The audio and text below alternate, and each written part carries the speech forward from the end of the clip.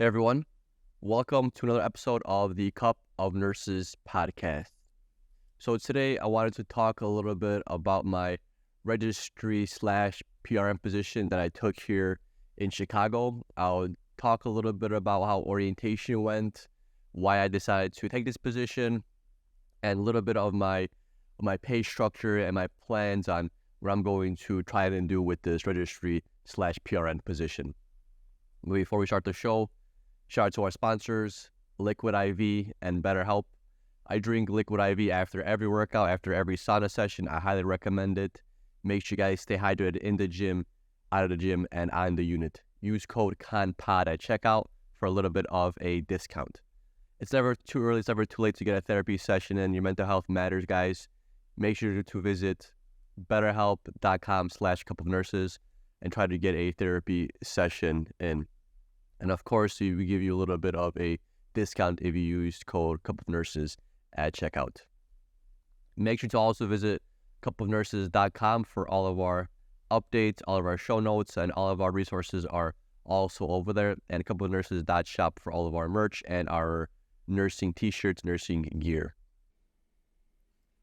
Hey everyone, we've been using Furnish Finder for the last 5 years. When it comes to travel nursing assignments or long-term vacations, Furnish Finder is a place to go. One of the most stressful aspects about travel nursing is finding housing. There aren't a lot of sites that offer furnished homes for short-term leasing. Furnish Finder has thousands of furnished properties nationwide to meet your every need. If you're looking for a 1-bedroom studio to a 3-bedroom family home, Furnished Finder has you covered. Travel with a peace of mind with Furnished Finder. Start your search at furnishedfinder.com. So last week I started a PRN position here in a great plain state of Illinois. I haven't done any kind of staff positions since I want to say 2019, 2020, because I've been travel nursing for the last 3 years for the most part. So I've just basically been doing contracts, then maybe taking like a break in between contracts and just moving around a lot. But this time around, I decided to stay a little bit local, spend some time with the family. I, of course, haven't been here for longer than I want to say a week for the holidays, so I wanted to take this opportunity to just kind of lay low, stay here, kind of stay where I grew up and just be with family for a little bit.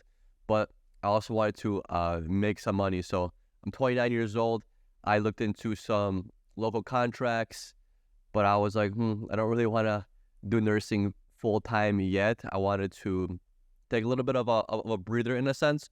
So I also looked at doing part-time and also just doing staff full-time. But staff full-time, I was a little bit less interested in that than travel nursing, because traveling full-time offers you a little bit more money versus the staff full-time position. So I came up on part-time, and that was twice a week. But the places that I looked at, they offer more money for registry positions versus part-time positions.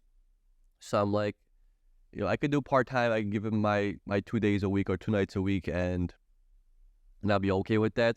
Or I could do the registry and get paid a little bit more, have more say on my schedule, and kind of just fill in wherever I feel like, in a sense. So I thought that would be probably my best choice. I think that would be the best idea.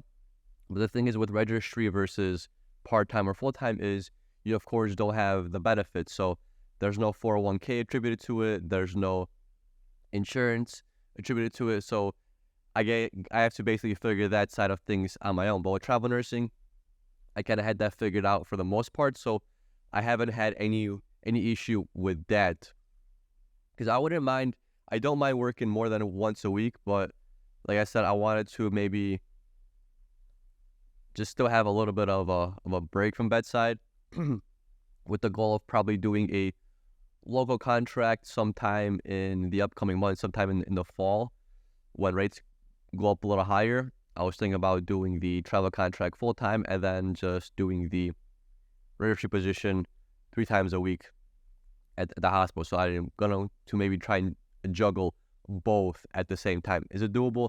I'm not sure. It's only 3 months. I haven't really had a part in my life where I work 4 days a week in a sense, because if I do the contract and then I also do the registry position, then I'm going to either have to do like 6 shifts in a row, or I'm going to have to do 4 shifts a week for 3 weeks out of that month, because the registry position, I'm required to do 3 shifts a month, one of those being weekends. They're really lenient on the weekend shift. They just want me to basically do just those 3 shifts. So if I do those 3 shifts, there's 4 weeks in a month. So if I do decide to do a contract, then I'm going to have to work either, like I said, 6 shifts in a row, or just do 3 weeks of 4 shifts. So that, looking at right now, that a little disheartening. Is that something that I'm looking forward to doing? But I want to just make some good money, and I also want to go to school. So this is the position where I'm at right now, is working more hours or going back to school in a sense. I do enjoy bedside, so that's the little bit of the situation. Is I like where I'm working, I like where I'm at, but it's like, is this something I'm going to want to do in 10 years, in 5 years? I really enjoy the stuff that I do. I really like everything that nursing comes with: the family, the patients, the coworkers, the managers, the doctors, everything that goes into it. I really, really enjoy. So it's kind of like a hard step, but it's a step that I have to take. I have to figure out what I want to do with nursing. That's why I did an episode a couple weeks back about becoming a nurse practitioner, because one of the reasons why I decided to do registry position and PRN is because I really want to figure out school. And you guys know that if you work full-time in nursing, you don't really have a lot of time to do other stuff. So I still like working out. I still enjoy doing a podcast. I enjoy nursing. And now I want to look for school. So I have to sacrifice something to get that time to look at schools, because you got to make phone calls. You got to do a handful of stuff. So I figured, my financial situation isn't bad. I'm more fortunate than a lot of people. I travel nurse for quite a bit of time, so I have a nice nest egg, you could say, for me to just kind of chill for a little bit until I figure stuff out. I mean, of course, I'd like to have more money, but money isn't everything. Sometimes you gotta take the pause on the money and figure things out for you to make more money, So I'm doing registry for now. I'm just doing once a week. Maybe I'll do twice a week, maybe 3 times a week, depending on how my weeks go, you could say. But while I'm trying to figure out school, because my plan is to go to school in the, I believe I was looking at the spring semesters are the ones that are coming up. I kind of missed the fall ones. In a sense, I could still apply for the fall ones, but a lot of schools are already booked up, and I don't want to have to go overstate. I'm probably going to look at schools that are more in this area. So my next option would be to do the spring semester, which I'm totally down with. I can make some money before I go to school, and when school happens, I can go back down to registry, or I could just not do any more contracts and focus on school, the podcast, and just work and just my life in that sense. So registry, of course, the best option. And what's also nice about registry is they used to offer extra pay if you picked up more shifts than you are required to at registry. So they would offer, depending on how much you pick up, it was like $300 or $350 or $400 report pay, it was called. They don't offer that anymore, unfortunately. But what's nice is that the hospital that I work at, they have something called like emergency pay or crucial pay, and there's like 3 levels. So I'll be honest with you guys. So the job that I took pays a little bit over $45 an hour. For simple math, we'll keep it at 45. Lower than I'm used to, you know what I'm saying? Definitely lower than the hourly pay that the travel nursing provides, but this hospital is really close. It's like 15 minutes away from where I live right now. It's a hospital I used to work at. I know a handful of people. I know the manager there. I had a good experience there. I really enjoyed it a lot, and it's the cardiac ICU. So registry would just say, no, we'll even do some simple math. We'll just do $50 an hour, just so I could give you guys an idea of how much you could potentially make at as a registry nurse in the hospital. So simple math, we'll do $50 an hour. You know what? JK, I'm gonna use that $45. I'm gonna go 45. So my pay is a little bit over $45, but I know simple math is gonna be 50. Let me do the 45 that way. It's always good to underestimate numbers because you got taxes, all that kind of stuff. So and you're budgeting, you're better off underestimating your income and overestimating your spending, just so you have a little bit of that leeway, a little bit more room to work with. So just say $45 an hour, and they have these 3 levels. There's 4 levels of this crucial system. So the first level offers you $10 more an hour. Second level offers $20 more an hour, and the third level offers $30 more an hour. And then they have this fourth thing where it's not a crucial level. It's just like a little bit of an add-on of $10. So technically, what I could do is I could, in a sense, make anywhere from $10 to $40 more dollars an hour. Technically, maybe even $20 to $40 more dollars an hour. So that jumps the pay up from $45 to $65 and even $85, which is a really, really good amount for a registry position, a registry job. So they don't offer this every single day. I've only been there a week. I've talked to a handful of people, and they said they don't really pick up so often, so they haven't taken advantage of the crucial pay. So there's something new that they implemented. I think it's maybe like a month and a half into it being rolled out. So I didn't really get a good idea of how much shifts you could pick up under that crucial pay. But my manager said that it's fairly often, that I should be able to get it once every so often and to capitalize on it if I have the opportunity to. So that's an interesting position, because that would be really clutch if I could get that crucial pay of $40 more an hour. That will put me into $85 an hour, which is basically almost twice as much as my hourly rate. But I'm really curious on how that works. They said that I could either get it added on at the end of the pay period. They also said that I could get it added on at the end of the month. So there's different ways of you getting paid out that $20, $30, $40 extra.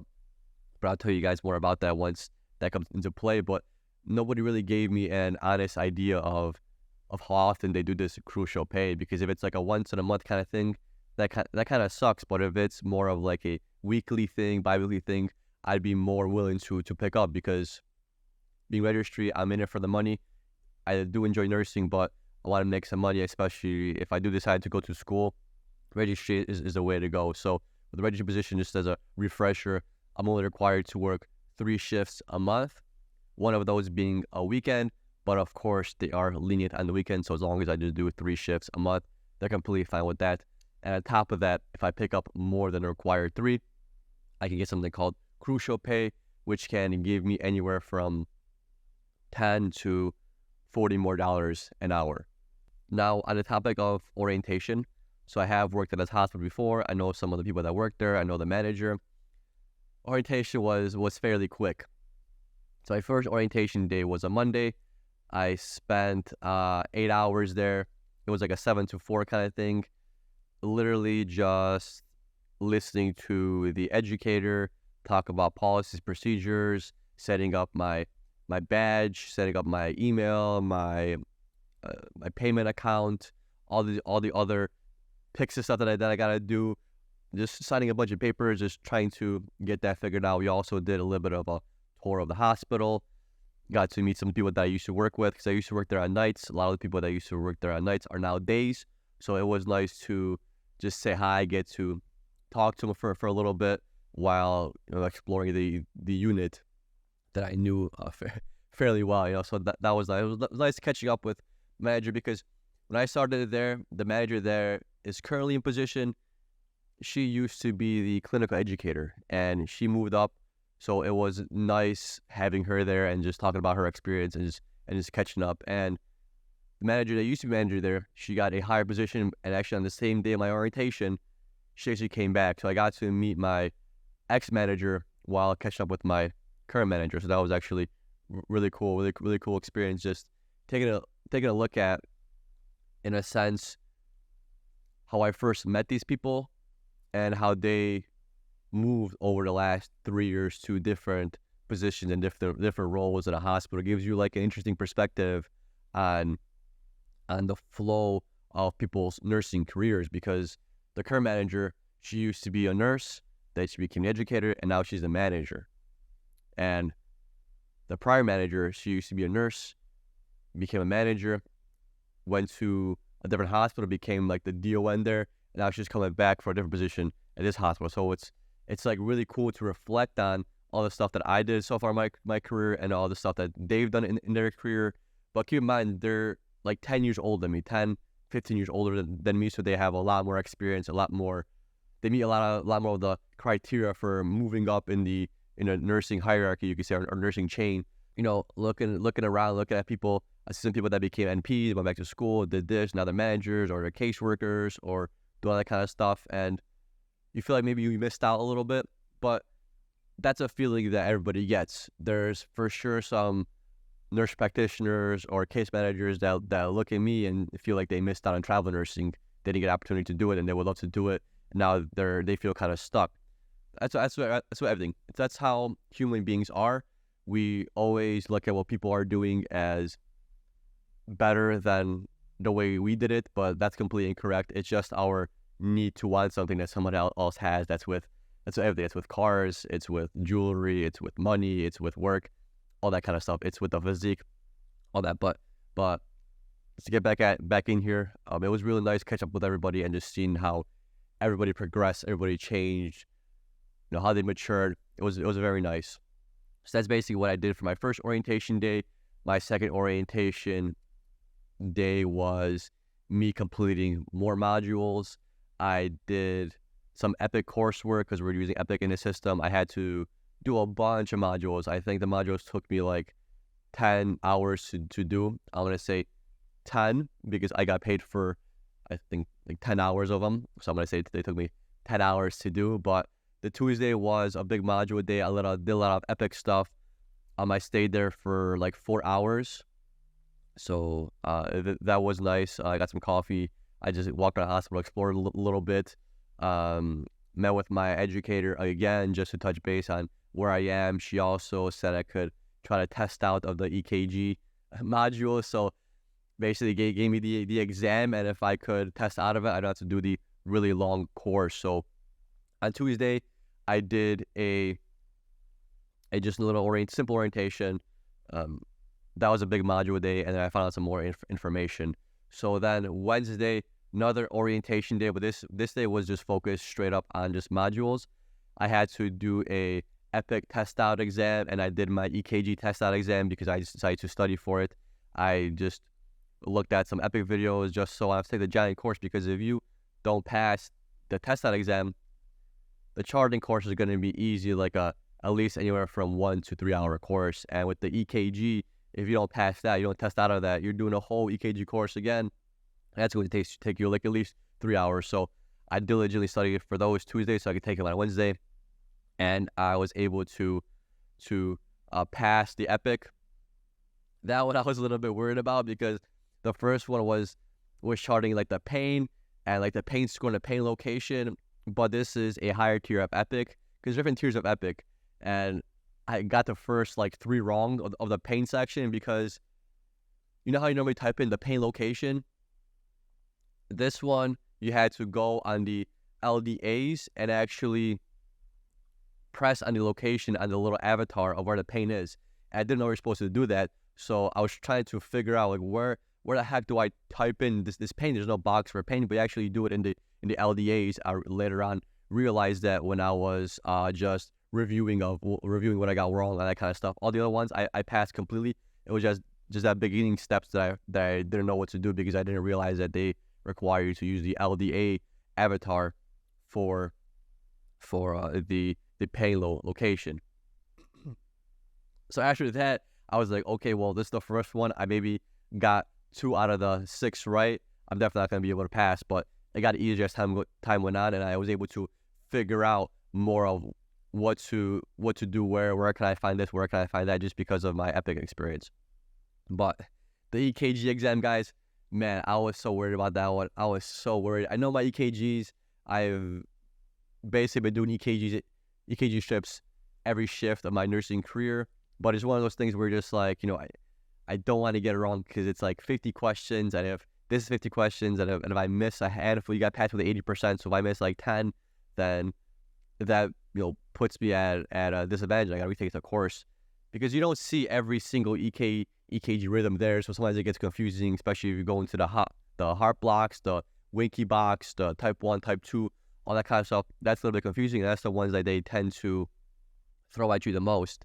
But this EKG exam was, I'm gonna tell you guys, it was probably the easiest EKG exam I have seen, probably because I have a lot of experience in it, so I probably just over-worried. I probably thought it was even worse than it was, but there was a handful of questions where one of the answers was to assess for a pulse, assess the patient, and call the physician with the rhythm change. That was one of the choices that you could pick. So I'm looking at that, I'm like, okay, well, this is nice. If it's not sinus rhythm, and if it's presented with any kind of symptoms, you're going to always assess and call a physician. So that was a little bit of a cop-out in a sense, because it's an easy answer to select. So I never seen this before. Usually it asks for what medication would you use, or what would you do.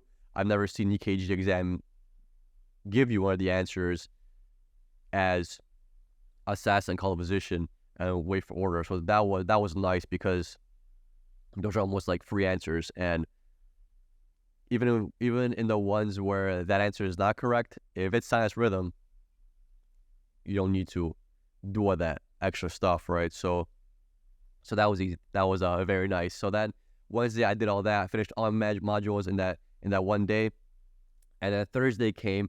Thursday was my actual in-hospital orientation, and that was nice.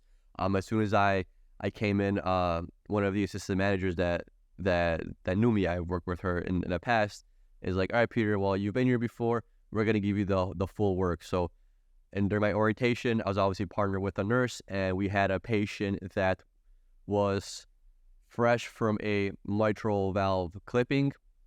A mitral valve clipping is something that they put on patients that have mitral valve rigor to better open and seal that mitral valve, so they have better cardiac output, and the blood doesn't backflow through that mitral valve. So yeah, that happened to him. But after the procedure, a little bit during the procedure, he had a little bit of a cardiogenic shock going on, so they had to give him a balloon pump, and they gave him a Swan. And not to mention, he is also a dialysis patient of 7 years, so they gave him a dialysis, and he was on CRRT, and we were going to be the ones to start the CRRT. We're the ones that got him out of the OR. This was a night shift, so the patient got back a little bit before 6, so the day shift nurse, only thing she really did was slave the balloon pump to the monitor, set up the Swan lines, and then also start the CRT chamber. So she was priming the cartridge, which was nice, because we had to do it. The hardest part about CRT is usually getting the cartridge to work for you, because any kind of obstruction of flow, any kind of air bubbles is going to alarm. You have to be really diligent and do it right, so there's no air in the system, because I'm telling you, the system goes wild if there's any kind of air bubble. But I kind of wished I was able to start the CRT myself and the cartridge, because it would give me a nice refresher on how to start the actual CRT, how to prime it, all that kind of stuff. But even though it is step-by-step directions, I'm more of a hands-on person.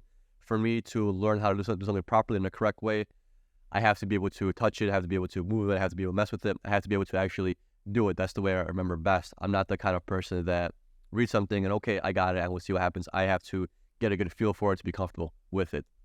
So I didn't get to prime the CRT machine, but we did get to start the CRR machine. So we got our little paper with the ultrafiltration, all the pressures, the venous pressure, the atrial pressure, all that kind of stuff. So it was nice jumping into orientation and having this critically ill patient with a balloon pump, with a Swan, with a CRT machine. So this guy dialysis is of 7 years, so he knew the whole protocol. He never been at CRRT. He was completely with it. He was 8 times 4, able to move all extremities to the best of his ability, because of course the balloon pump was in his femoral artery, so we have a brace on the leg so they don't bend it, they don't mess it up. And it also had a Swan in his IJ, so that restricted his neck mobility, and a paralysis also in his lemfem by that balloon pump. So a lot of stuff going on. We just turning him every couple hours, all that kind of stuff. So this was, I want to say, a perfect learning experience and almost a perfect first orientation day, minus the fact that I didn't prime the CRT. And why I say that is because this guy was completely with it. He was a super nice guy. He followed all our instructions. He asked good questions. He slept fairly well. And I was able to do my numbers on the Swan. I was able to get my numbers from the balloon pump and also do the CRT at the same time without him trying to die, in a sense, for lack of a better phrase. He wasn't trying to die on us. He was with it. He was, you could say, in a healthier state. His numbers weren't bad. So it was a nice person, nice patient to get to learn the ropes on. It was a perfect patient to get back into the routine of things, get back into the feel for things, especially working with a balloon pump, a Swan, and a CRT, which a lot of our patients have on this unit that I currently work at. And what's also nice is all the numbers were good, so we didn't have to troubleshoot anything. He was bradycardic, and he was having some PVCs, but he said he's normally bradycardic. He was like high 30s, mid 40s when he came back, but that was kind of normal because, of course, the sedation medication is still there.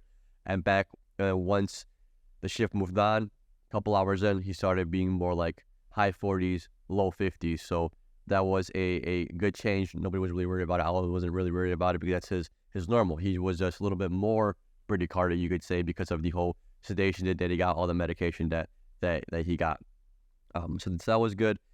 The CRT, the goal was to pull 150 mLs of fluid, and guys, we got to that goal without any kind of pressure issues, because you might notice that when you have a CRT and you start pulling fluids, you might see your blood pressure drop. This gentleman's blood pressure maintained very well the whole shift. It didn't even change. It was always anywhere between low 100s to 120, sometimes mid 90s when it's moving around. So anywhere from mid 90s to 120s, that's how much it stayed the whole shift. So we gradually started pulling. We started to go up by 25. So we started at 25, then did 50. Maybe remember this, if this is 25 or is it 50. I'm pretty sure, yeah, we started 25, then 50, then 75, 100, 125, 150. Yeah.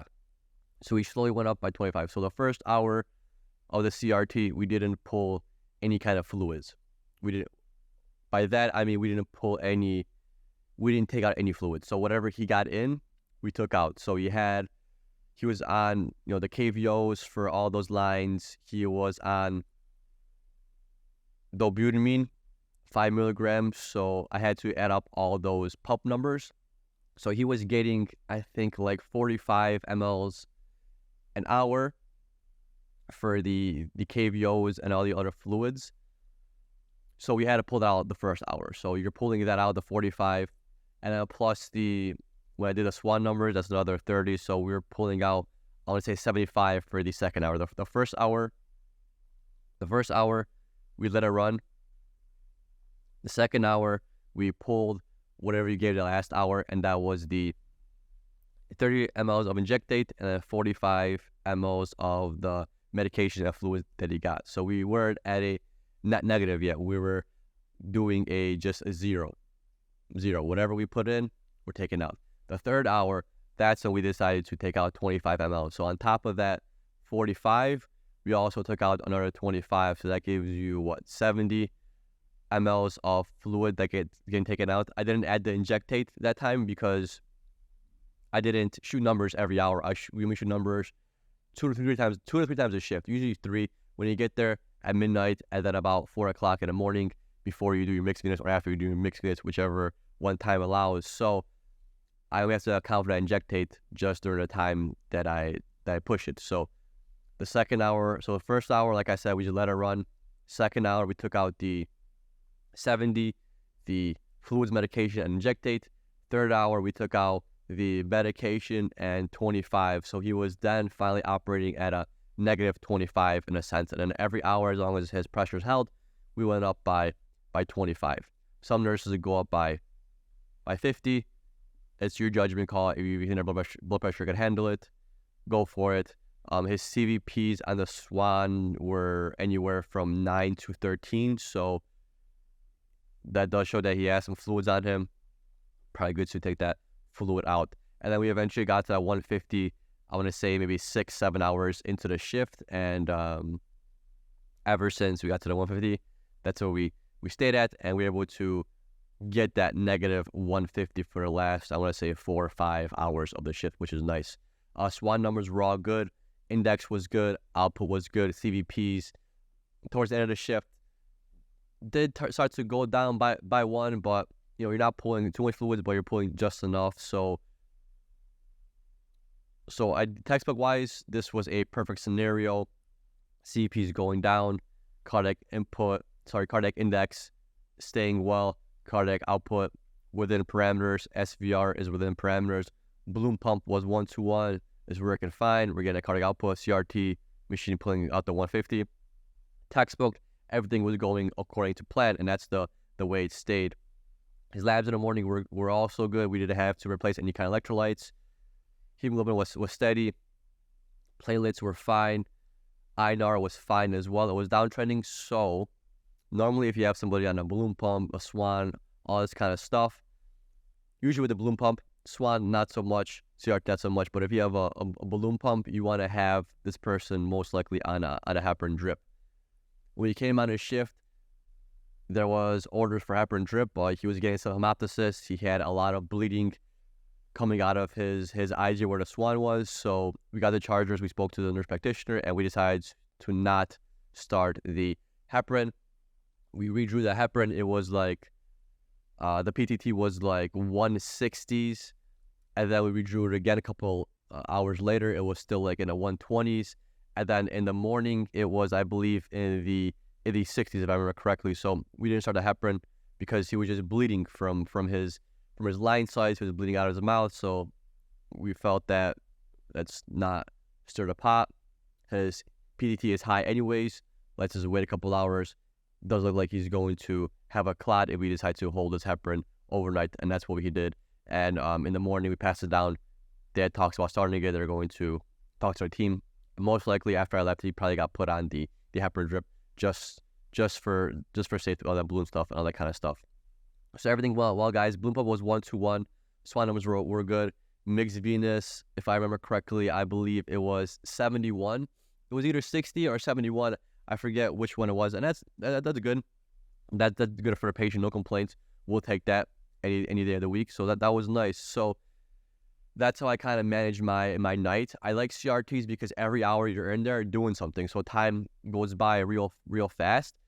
But what does suck is if your patient's crashing and you're doing CRT, because when your patient's not doing good and he's on top of that you have CRT, you feel like you're so short on time every hour because you do your numbers and try to do everything that you can to keep this person alive, and by the time you know it, it's already the next hour, already got your next numbers, and it's almost like you don't have a chance to sit down when you have a critically ill CRT because you're in that room so much and you're required to be there every hour to get those numbers and change up how much you're pulling and all that kind of stuff, where time just passes by so slow. It's with CRTs, it's either you're busy the whole shift, like a calm busy, or you're just sucking air for time. You're just so busy where it's like you almost don't have time for anything. But it was good. So when I was looking back at it, I was trying to figure out what's gonna be the plan for this patient. So some brainstorming things that came to mind was CRT is 1-1, not CRT, I'm sorry. Balloon pump is 1-1. He's augmentating well. His pressures are doing well. Looks good. They're probably going to try him on a trial of 1-2, see how he does. So with the 1-1 balloon pump, every time your heart beats, the balloon pump does the same thing. So when your aortic valve opens, the balloon pump closes. When your aortic valve closes, the balloon pump inflates. It deflates when the aortic valve is opened and inflates when the aortic valve is closed. Why it does that? Because imagine if the aortic valve opening and pumping blood, and the balloon pump is now inflated. Where's that blood gonna go? It's not gonna know where to go. You're gonna pop someone's aorta. You're gonna kill the guy. So you have to have it. You have to have it beating in that synchronous way. So what happens usually is, if a patient's doing good on 1-to-1 augmentation is good, pressures are good, they usually trial him on a 1-to-2. So it's not every single beat. Now it's every other beat. And the purpose of the intra-aortic balloon pump is just to increase cardiac output. You could say decrease the work of the heart in a sense, because it's helping with the pressures and the output of the outflow of blood. So you trial him on 1-to-2, see how he does. If he does good on 1-to-2, probably leave him 1-to-2 overnight, see how he does, all that kind of stuff. And maybe on the third night or third day, fourth day, you could pull out that balloon if you think he's doing well on 1-to-2. But before you pull it, probably turn it off, see how he does, just in case something happens, you got to restart it, all that kind of stuff. There's also a 1-to-3 setting, but I haven't seen 1-to-3 being used very often. It's usually, if they're good on 1-to-2, then they're stable enough to get it taken out. With the CRRT, he did very well overnight. I want to say maybe they want to keep him on CRRT for maybe one more day, just to kind of make sure, check all the bases, and then probably put him on hemodialysis. This gentleman did have a fistula. Like I said, he had 7 years of dialysis, end-stage renal disease, renal failure in this sense, and he was used to it, and he was doing very well in CRRT or pulling fluid. So I don't see why they would not maybe try to do some HD either the following night or just the next day, just because he's doing very well. The Swan, that's what they usually pull last, so he'll probably have that in before, all the way until either the day before he has to leave or before he gets transferred over to a unit. Because if the balloon pump is out, if he's on HD now, the Swan still gives you a lot of good information. You still see how well the lungs are working, in a sense, how you could see how well the lungs and a heart are working together. Because remember, with the Swan, it's going into the pulmonary artery. So is the last point of pressure measurement is going to be your pulmonary artery. You get a wedge pressure, you get your CVP, you get your like I said, pulmonary artery pressure, all that kind of stuff is very valuable when you're looking at heart failure, when you're looking at fluid management, when you're looking at how well this patient's heart is functioning. So you want to always pull that last. We have Swans. I want to say almost every single patient in our ICU has a Swan. It's a really good measurement. You can get your mixed venous off of there. It's the last thing we always pull, because it gives us some kind of a data, and very, very valuable data. So that's how my shift went. I'm going to try to be doing at least 1 to 2 shifts a week. This is my first, when this podcast episode comes out, I'm going to be doing my first shift alone as a registry nurse. So maybe I'll touch back on it on my next episodes. But once a nurse, I guess always a nurse. It comes pretty natural to me now. I've been a nurse since 2016, 2017. So I've seen a lot of things. But I also learned a lot of things. So we'll see how this goes. I'm currently working once a week with the goal of maybe doing twice a week, and of course picking up those crucial shifts. All right, guys. Thank you so much for your time. Thank you for tuning in. If you guys have any questions, feel free to send me an email, DM me on Instagram. I'm not going to give away my phone number because it's like some privacy, but have a good week, guys. Thank you so much. Bye-bye. Oh, I gotta go. I've been working, told them please don't hit my phone. I'm in my zone, bruh, just leave me alone. Was on the road, but I swear I'm coming home. Now the drinks on me, I think we need a toast. See, I did it for me. Now my